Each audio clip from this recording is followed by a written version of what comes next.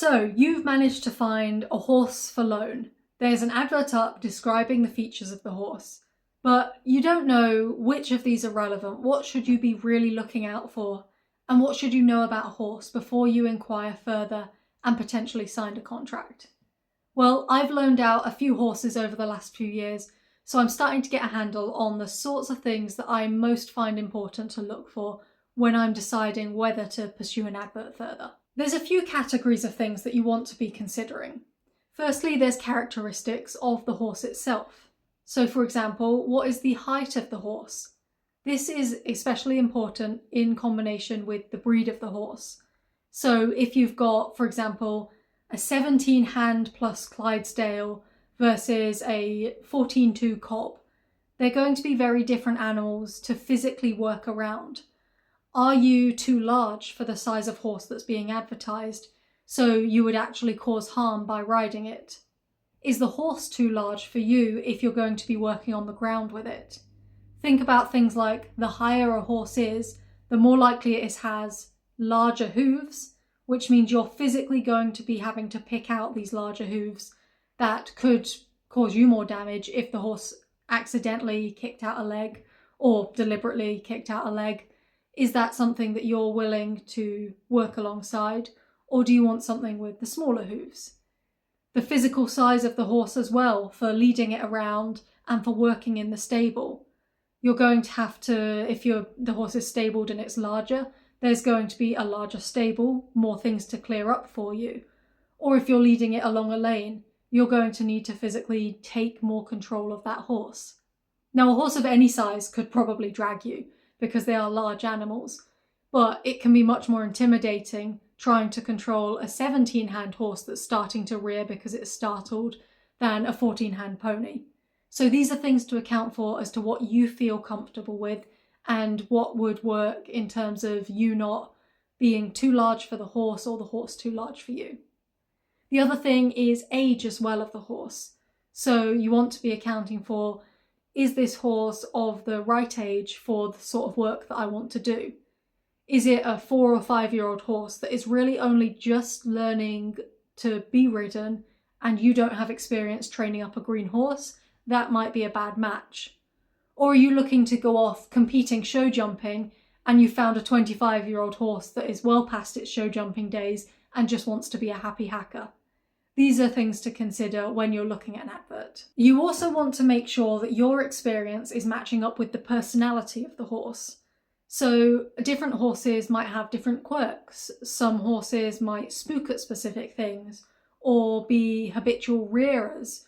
Some might not like having their hooves picked. And you need to know, with your experience, do you think you could encourage a horse to lift its hooves to be picked? Or would that be challenging for you? So I once went to view a horse that seemed absolutely perfect for me, except for the fact that it wouldn't lift its hooves and would get very antsy and threaten kicking if you were trying to make it lift its hooves for too long.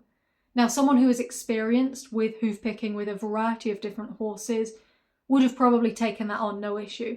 But I wasn't at that point yet. I was still learning some of these care aspects, and I just didn't feel comfortable. So even though everything else seemed perfect, I had to say, no, I'm not willing to take this horse on. One big aspect that people might overlook, because it's not really a consideration when you're in the riding school, is the contributions that you have to make. This is both physical in the chores that you have to do, as well as financial. So what money are you going to have to pay? Usually for a part or full loan, you're going to have to pay a certain amount, depending on the days.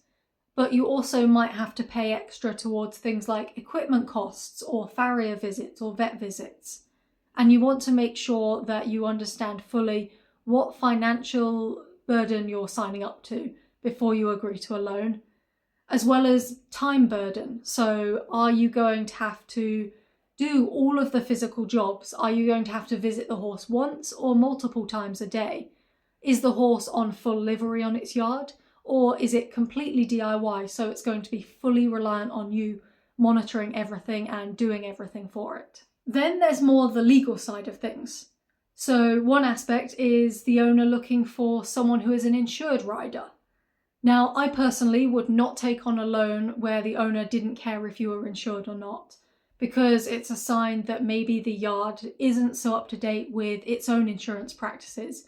And if something went wrong, you might not be covered, or it's probably more likely to go wrong because they're not having to actually adhere to those insurance guidelines. So if there's no mention of insurance, sometimes it's not mentioned in the advert, you would have to actually discuss with the owner.